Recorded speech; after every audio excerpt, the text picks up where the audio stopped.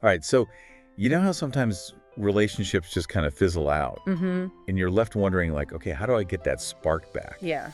Well, today we are taking a deep dive into the relationship rewrite method Okay. by James Bauer, Interesting. and it's specifically designed to help women rebuild a strong connection with their partners. So it's interesting because this method tackles a really common post-breakup mistake that I see, Oh, really? which is that we try to logic our partners back into the relationship. Oh, yeah. And it argues that pleading or trying to reason with them often just backfires. Yeah, I've definitely seen that happen, and it rarely ends well. Right. So what does this method suggest instead? So instead of trying to force it, it emphasizes tapping into emotional intelligence Okay. and using these psychological techniques to reignite that spark. I like that. But Yeah. before you jump into solutions like how to get back together, the relationship rewrite method really encourages women to take a step back and understand why the breakup even happened. That makes a lot of sense. You can't really fix something if you don't know what's broken. Right, exactly. So how does it help you figure that out? So it highlights the importance of emotional connection, Right. and it dives into these common mistakes that women might make after a breakup that actually can push their partner further away. Oh, So it's about recognizing those patterns and understanding how they might have contributed to the situation. okay, so you figured out what went wrong. Now, what does it give you, like a step-by-step guide to getting back together? It is. It's broken down into 4 key steps. Okay. And it starts with accepting the breakup. It sounds kind of counterintuitive. Wouldn't accepting the breakup make it hard to get back together? It might seem that way, but it's about acknowledging the reality of the situation. Okay. Without denial or resistance. Mhm. It's allowing yourself to process those emotions so you can move forward. Right. You can't really rebuild a relationship if you're stuck in the past. Okay, I'm starting to see the logic here. Mm-hmm. So acceptance is a starting point. What's step 2? Step 2 is analyzing the past. Okay. This involves some honest self-reflection, understanding your role in the relationship dynamics, Mm-hmm. really diving deep into the reasons behind the breakup. So it's not about placing blame, but rather understanding the bigger picture and how both partners contributed to the situation. Exactly. Then comes step 3, Okay. and this is where things get really interesting. Okay. Reframing the narrative. Ooh. This is where you shift your focus from the negative aspects of the relationship to the positive ones. Okay, I like where this is going. Yeah. So instead of dwelling on the arguments and the bad times, you're focusing on the good memories and the strengths that you brought to the relationship. You got it. Okay. It's about recognizing your worth and highlighting the value you brought to the partnership. I love that. And finally, the 4th step focuses on triggering positive emotional responses in your partner. Now, when you say triggering, it makes me think of manipulation. Is that what this method is advocating for? Not at all. It's not about manipulation, but understanding the psychology of attraction Okay. and using that knowledge to rekindle the spark. You're essentially tapping into those positive feelings and memories that were already there. Okay, so we've got the 4 steps: acceptance analysis, reframing, and triggering positive emotion. Right. But what does this actually look like in a real-world scenario? Are we talking grand gestures or subtle shifts in behavior? That's where the practical strategies come in, and that's what we'll get into next. Oh, I like it. The relationship rewrite method dives deep into areas like communication, Okay. timing, and even nonverbal cues. Okay, so So- this is getting good. Yeah. I can't wait to hear more about this. Let's start with communication. I think that's something that so many couples struggle with. Yeah, for sure. The relationship rewrite method really dives deep into the nuances of how we interact with our partner. Okay, so what does it say about communication? It emphasizes the importance of expressing your needs and desires clearly and directly. So it's about being assertive, but not aggressive. Finding that balance between expressing yourself authentically, but still being respectful of your partner's feelings. Exactly. And it's not just about speaking your mind, it's also about truly listening to your partner's perspective without judgment or interruption. The method calls this active listening. Oh, that's so hard though, especially when emotions are running high. But it sounds like the relationship rewrite method encourages us to approach communication as a collaborative effort, a way to build understanding rather than win a debate.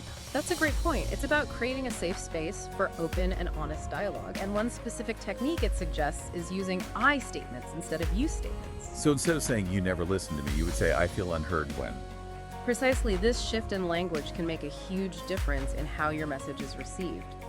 It takes the focus away from blame and accusation and places it on your own feelings and experiences. That makes a lot of sense. It's about owning your emotions and expressing them in a way that invites understanding rather than defensiveness. Now, beyond communication, the method also dives into the art of timing. It emphasizes the importance of being mindful of your partner's emotional state before you reach out. So if he's still hurt or angry, it might be best to give him some space. Right. But how do you know when it's the right time to reach out? The source material suggests looking for subtle signs that he's open to communication, like responding to your texts or calls, even if it's just briefly. It's about being attuned to those small cues that he might be ready to reconnect. Right, and even then, when you do reach out, the method emphasizes starting with a positive and neutral interaction, like asking about his day or sharing something interesting you've been up to. It's about easing back into the connection rather than jumping right into heavy or emotional conversations. Exactly, and along those same lines, the method encourages women to pay attention to his nonverbal cues. Oh, okay. Is he making eye contact? Is his body language open and relaxed? Because sometimes actions speak louder than words. That's right.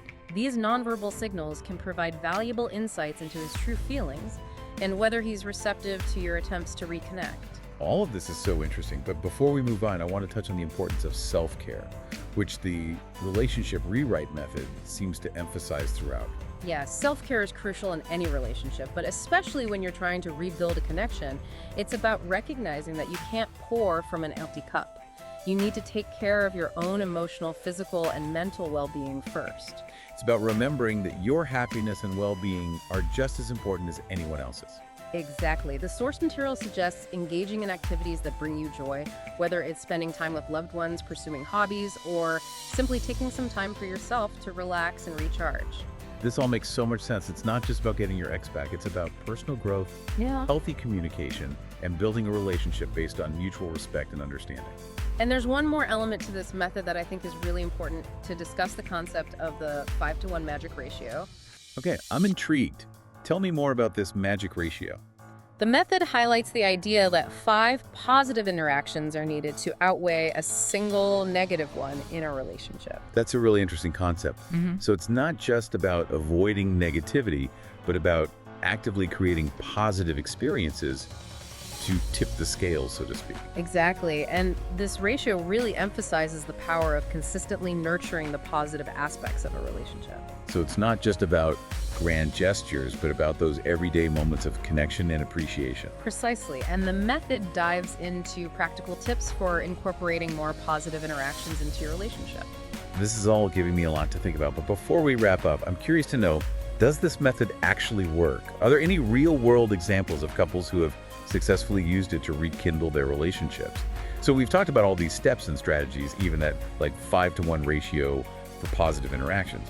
But does the relationship rewrite method actually live up to its name? Does it work? Well, the source material highlights some pretty amazing real-world success stories. Yeah, claiming that this method has helped countless individuals rekindle their relationships.